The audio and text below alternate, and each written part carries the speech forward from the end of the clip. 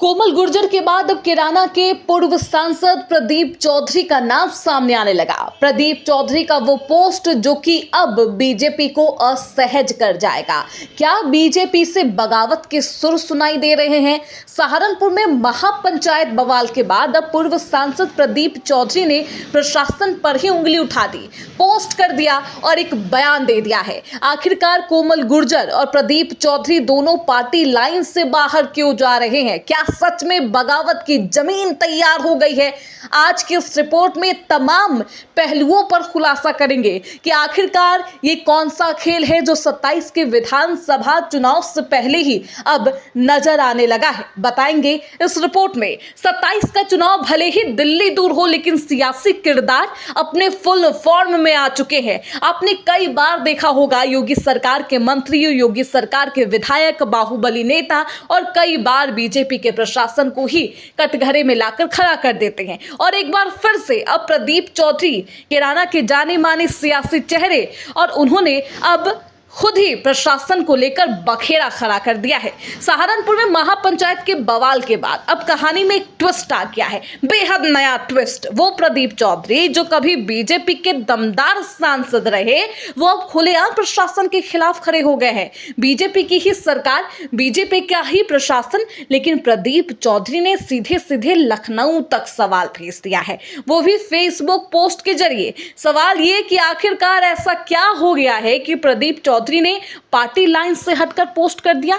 सम्मानित लोगों पर लाठीचार्ज और उनके घर पर पुलिस भेजना गलत है, हम इसकी निंदा करते हैं। जी हां, पुलिस प्रशासन के एक्शन की निंदा कर रहे हैं प्रदीप चौधरी। ये वही प्रदीप है जो लोकसभा चुनाव 2024 में हार गए थे और शायद अब उनका कद पार्टी में घटता जा रहा है। लेकिन अब सीधे सीधे योगी सरकार के प्रशासन पर ही सवाल खड़े किए तो क्या कोमल गुर्जर और प्रदीप चौधरी दोनों अब पार्टी के खिलाफ खुलकर बोल रहे हैं? जनता का ये सवाल है, या फिर ये सिर्फ एक दबाव बनाने की राजनीति चल रही है? खैर, इसका भी खुलासा होगा। लेकिन सहारनपुर के गंगोह में जिस महापंचायत की अनुमति नहीं थी वो बुलाई गई, भीड़ जुटी और फिर पुलिस का एक्शन शुरू हो गया। लाठीचार्ज हुआ, भगदड़ मची, कई लोगों को हिरासत में लिया गया। इस पूरे घटनाक्रम में एक बात और सामने आई, सहारनपुर की पारंपरिक राजनीति से जुड़े सम्मानित चौधरी परिवार ने भी इस पंचायत से दूरी बनाई रखी थी। लेकिन लाठीचार्ज के बाद माहौल बदल गया है। अब पूर्व सांसद प्रदीप सामने आ गए हैं। उन्होंने फेसबुक पर पोस्ट कर दिया है, साफ तौर पर लिखा है कि सम्मानित लोगों पर लाठीचार्ज, घर पर पुलिस भेजना ये निंदा के लायक है, हम इसकी निंदा करते हैं। तो क्या अब जनप्रतिनिधि प्रशासन के रवैये के खिलाफ अपनी नाराजगी व्यक्त कर रहे हैं? जिस तरीके से विपक्ष बार बार प्रशासन के रवैये पर ही आरोप लगाता था और सवाल उठाता था, अब खुद जनप्रतिनिधि प्रशासन के रवैये पर सवाल उठा रहे हैं। अब सवाल ये भी है कि क्या कोमल गुर्जर और प्रदीप चौधरी दोनों कहीं ना कहीं अपनी वजह से पार्टी और सरकार पर दबाव बनाने की कोशिश में है?